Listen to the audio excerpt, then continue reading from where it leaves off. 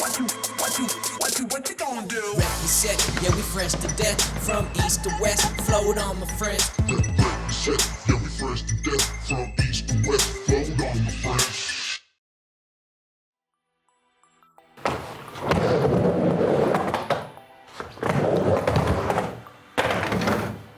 What's up, everyone? Jeff here from TheFloatLife, and welcome to Rep Your Set. I'm gonna walk you guys through the setup that I ride right now, and today it looks like we're gonna be doing my street trick curb board that I rip around town just for fun. Like to smash around on curbs, hit some drops, and this is sort of like my little throw around fun time board. So first things first, let's start with the rails. So this is a growler size board, so it's got homebrew growler size rails on it. So they're about an inch shorter than standard size rails. So it's gonna shorten up the swing weight for you. And then the only tire you'll be able to ride on one of these is actually a pint tire. So for my tire that I've chose, we're going with a Burris TheFloatLife Extra Rad. So this tire is super rad. The standard pint tire is made by Yeeew. It's a white label one that Future Motion worked with them to supply all their pints. And it's really, really rounded. It's like a marble, and it's a really firm compound as well. The Burris Extra Rad, it's actually a lot more of a flatter profile. So there's a nice flat spot here to here. And then there's a really nice progressive rounded shoulder on it. So it doesn't drop off super steep like a Vega would. It's really nice and progressive. So it's gonna handle a little bit more like a micro XR as opposed to like a really super nimble pint. But don't let that fool you, because it's still extremely nimble, especially when you compare it to literally any tire that you'd put on an XR. So this thing whips. It's got all of the range and the high-speed pushback and the larger foot pads of an XR, but is really super nimble and snappy like a pint. And that smaller tire diameter as well is gonna allow you to get more torque and more snap out of everything. And speaking of more torque and more snap, this one actually has a CBXR stunt pack in the back. So this is a really cool battery that, this one's a prototype, believe it or not. The guys over at Chai Battery were nice enough to send it to us months and months and months ago before it ever came out so that we could test it and give them some feedback on it. And it's a cool pack. It's shorter, so it only takes up about half the space of a normal battery pack, but it spits out the same amount of juice as a CBXR or a CBXR Mini would. So throws a ton of juice into the motor, makes it super snappy, but also reduces the weight significantly. And since the weight is centered more towards the center of the tire as opposed to the far end, it really lightens things up. So this is about the most balanced board you can possibly get right here, which is really cool. Makes it super fun for riding on curbs and parking blocks, doing nudges, and just really throwing the board around. It acts completely different in a good way for that kind of riding. And then next we've got, let's talk foot pads. On my street boards, I really like the Cush Low. I actually like the Cush Low on most all my boards except for my trail boards specifically. But the Cush Low is nice because it's got a really mellow heel to toe concave and a really mellow kick to it as well. So it doesn't lock your foot in super heavy. It allows you to shift your foot around for different tricks. If you want to throw a whip or something, it's easy to throw your foot around. It's also super lightweight, so that's really helpful as well.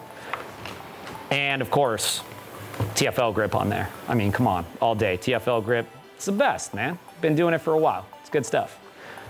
So yeah, while we're here, let's actually talk fender deletes. So as if you watched the previous episode, you know Bodie explained the whole reason why we don't rock fenders. My main thing is I used to rock a Fender back in the V1 days, and then as soon as I started doing tricks, I was just breaking fenders like crazy. And so I just stopped riding fenders mainly because I was just breaking them.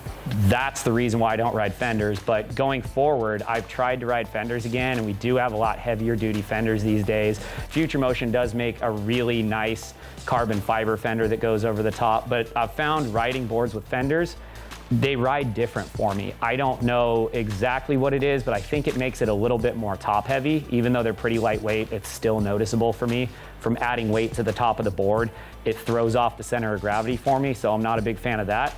Plus the fenders usually come out here on the foot pads a little bit, and I ride with my front foot scraping the tire all the time.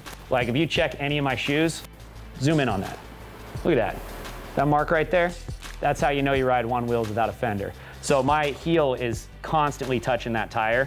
And so if I have a fender there, it blocks it, and I feel like my foot's just not in the right place.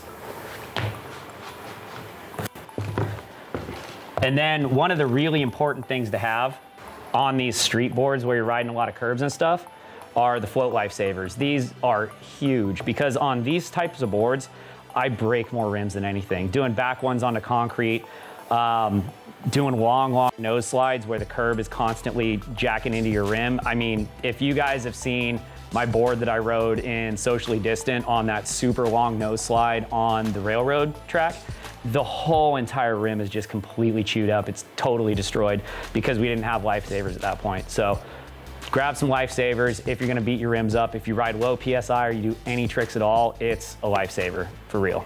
So next thing we got, bang bumpers, baby.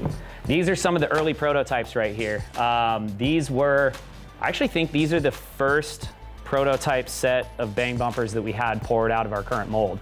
So these things are, shoot, how old are these, Bodie? Do you think at least 8 months old, right? Yeah. Yeah. Maybe even, 6 to 8 months. Yeah, I'd say 8 months, maybe even older. And I mean, they're holding up fantastic. I haven't even hit screw heads on this thing, and this board's got a crazy amount of miles on it since then. So these ones are fantastic. The bang bumpers are great, man. They're built out of UHMW, so they're the exact same material as float plates, but they're built into the board. Totally replace the bumpers. These things are very robust. We can't break them. We haven't to break a set of bang bumpers. If you guys can break a set, let me know and I will legit send you another pair of bang bumpers because there's no way you're breaking these things. They're rock solid. And then finally, the last thing to top this all off, bearings. We rock Grizzly bearings. I personally rock the ceramic Grizzlies. I think they're a little bit smoother.